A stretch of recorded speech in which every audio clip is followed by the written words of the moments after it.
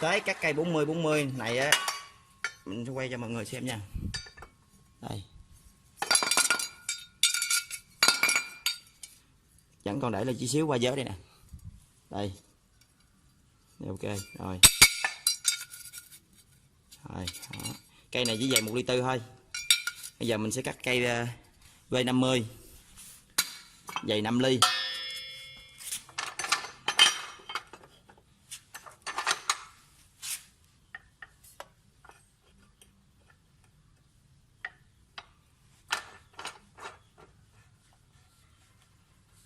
Và mình có một cái lưu ý đối với cái máy này nha, không phải máy này, kể cả cái máy đá hường cũng vậy. Khi mà chúng ta không nên để như vậy bấm thì nó sẽ bị sóc đá, mẻ hư cái lưỡi hợp kim này, cái lưỡi hợp kim này nó sẽ bị hư nha. Mình cho bấm cho nó chạy đạt 1.500 vòng tốc độ tối đa của nó rồi mình mới xuống lưỡi nha. Và mình cắt tiếp cây V5 nha.